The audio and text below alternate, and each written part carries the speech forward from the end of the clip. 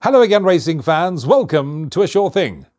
We've just gone past the midpoint of the last month of the 2024-25 racing season, and the countdown is now on to the 31st of July. Before we get to that, there's of course one more big race meeting we can look forward to, and that's Gold Cup Day next Sunday at Hollywoodbets Greyville, but more about that meeting next week when we do get to preview it. Right now we are concentrating on the weekend of the 19th and 20th of July. We've got standalone meetings in the country. On Sunday, we are racing at Hollywoodbets Scottsville in Pietermaritzburg, and on Saturday, racing on the Highveld. That's the racing we're going to be concentrating on right now. We're racing at Turffontein. We're on the stand-side track, and good to have you along for the preview of this 9-race program that gets underway at 12:25. By and large, I thought a bit of a mixed bag of races we need to contend with. There are a few that we're really going to have to play with a bit of cover. Even though we've got small fields being the order of the day, I think there's one or two that do stand out. Other than that, we're going to have to play with a bit of caution if we want to find ourselves in the winner's queue at the end of the day to collect some of the exotic payouts. And speaking about big payouts, don't forget your Hollywoodbet Punter Challenge entries. You need to have those on 5 minutes prior to the advertised starting time of the first. Play the bet slip, because that's what put you in line to win that double life-changing jackpot prize that is on offer. Now, as I said, 12:25 is the off time of the first race on the card. It's a maiden juvenile plate to be run over 1,000 metres, and a field of 8 runners will face the starter. Had a look at the anti-post call prior to us pre-recording the show. It's 1.82 to 1 each of 2 in the opener. Number 2, Dondayaki, as well as 8 Windsor Silk. They both priced up at 1.82 to 1 on Hollywoodbets.net. 1 Amazonian, 4.55, 3 Lasting Look at 5.56, and at 6.67 to 1, and upwards the others. I like the look of number 2, Dondayaki, from the stable of Fani Broncos. Now, having had a look at this horse's form, I say, put a line through that last run, because you'll see that it was reported that this horse returned not striding out. She did finish second in her penultimate start over this course and distance, and if she runs anywhere near that kind of form, she will be a tough nut to crack. She gets the blinkers on, she's having a third run after rest, so she should be cherry ripe for the occasion. So I'm looking no further than 2 Dondayaki to win the opener, ahead of number 8 Windsor Silk, 1 Amazonian, and 3 Lasting Look. Bipot starts race 2. You need to be on at 1 o'clock. If you are going to be playing a bipot, it's a maiden juvenile plate. This one for the girls over 1,400 metres, and a field of 8 runners will face the starter. From an opening call of 2 to 1 down to 1.67 is number 4 Delaware River. Number 3 Concordia's a 3 to 1. Number 1 Amaze Me at 3.57 to 1. 5 to 1 bar those 3 quoted. Do like the look of the favourite, number 4 Delaware River. I do think this is the horse that we could probably use as an anchor in the opening leg of the bipot. Ran third over 1,200 metres at Hollywoodbets Greyville last time out. Incidentally, the horse that finished second just ahead of her that day was a horse called Dark Matter, who has subsequently come out and won and franked that form line. She does take a step up in trip to 1,400, and if she does see out the extra on offer, she can go close if she's fit and well. So I'm going 4 Delaware River to beat number 3 Concordia, 1 Amaze Me, and 5 Leanne's Love. If you are getting involved in the PA, as I normally like to do, 13:35 is when you have to have those perms on. Race 3 is a maiden juvenile plate over 1,400 metres. A field of 10 runners will face the starter, and many shrewdies have been telling me that the best bet on the card is Jabari Timber. That's the horse they all have to beat.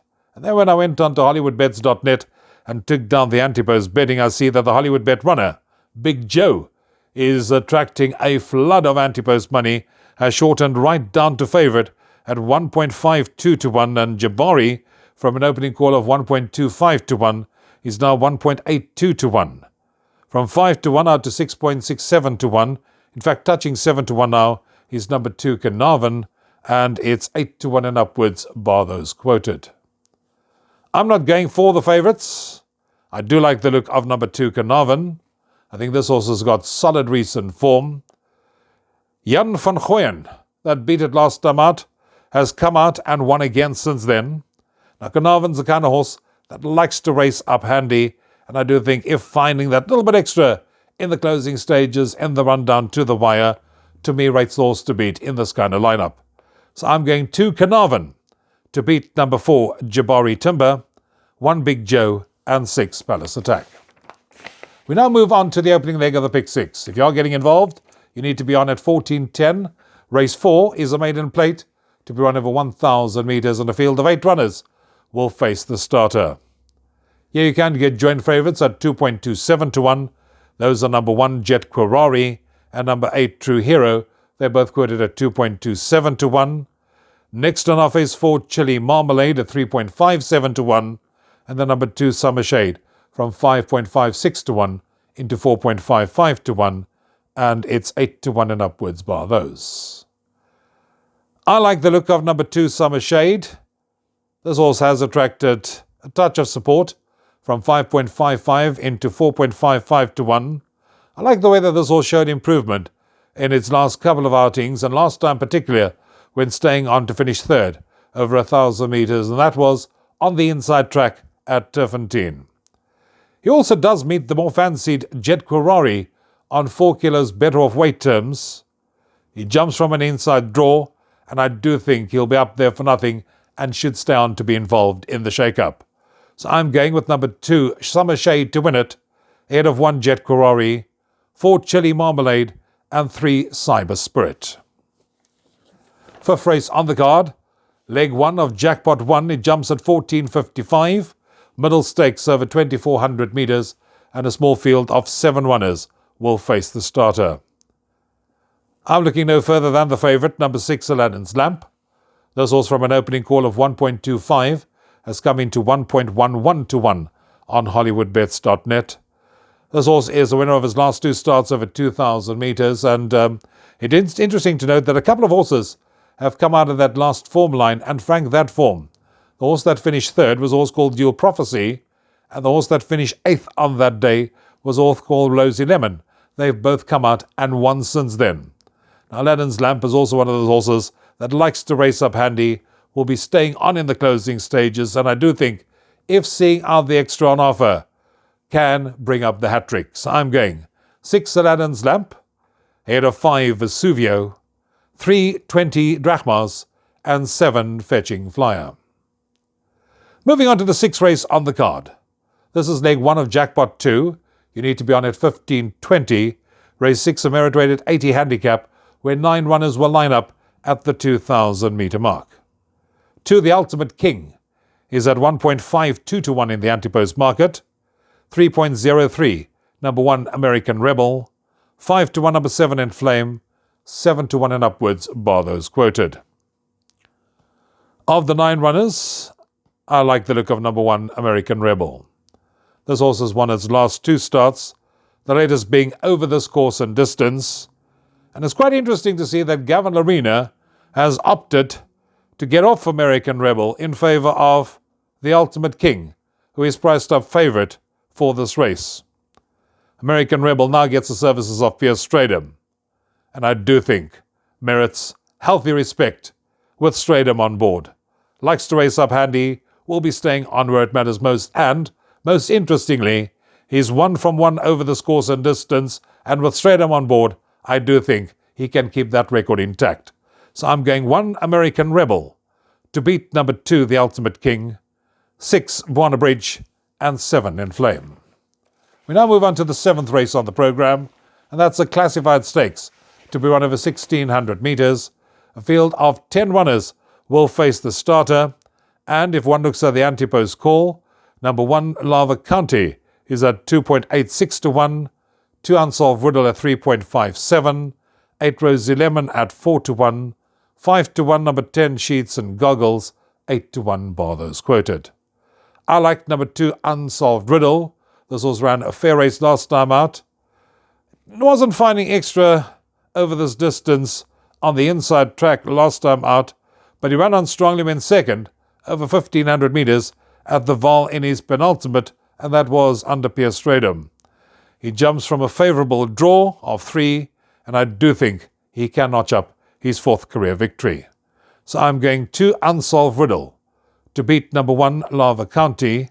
For third, I'm going with number 8, Rosie Lemon, and fourth, number 4, Lapis Lazuli. That takes us on to the penultimate race on the program, and that happens to be race 8. Race 8 is a merit-rated 96 handicap, where 12 runners will line up at the 1800-metre mark, and it doesn't get any easier as we get towards the latter part of the program. 16:35, the off time of the penultimate, and you can get 3.57 to 1. Number 3, Hawkbill. Number 10, Baynak is at 4 to 1. 4.55, number 7, On Target. 5 to 1, number 8, Mount Darwin. And 6.25 to 1 and upwards, the others. Where do we go? Gavin Arena and Lucky Udalakis. Saddle the favourite, number 3, Hawkbill. Now, I remember this horse distinctly from last time out when I went for it, and I remember screaming the roof down the way this horse was staying on at the business end. He didn't let the side down when he duly arrived. He did attract some market support that day and jumped at 11 to 2, and I do think he's the kind of horse that can follow up despite having picked up a 3-point penalty for that win. So I'm going number 3, Hawkbill, to beat number 7, On Target, 10, Baynak, and 8, Mount Darwin. Moving on to the last race on the program, 17:05 is the off time of race number 9 on the card. Number 1, Obsidian, is at 2.5 to 1. Next on offer, number 12, Palace Prince, at 3.57 to 1. You can then get 6.25 to 1 from an opening call of 5 to 1. Number 10, Sea Shanty. True Gregarious from 4.55 is 5 to 1. And you can get 8 to 1 and upwards, bar those quoted. Where do we go? I'm going with number 1, Obsidian.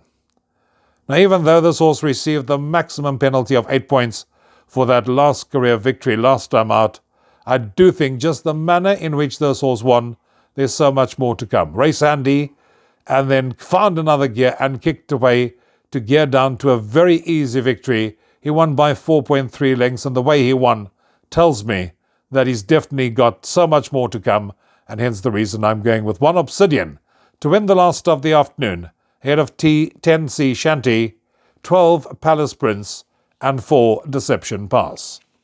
And that takes care of the preview of racing at Turffontein on Saturday afternoon. Trust you'll find the winners. Trust you'll be standing in the queue at the end of the day to collect some of the exotics. We'll chat again for racing on Sunday at Hollywoodbets Scottsville. Till then, from me, Rouvaun, cheers for now.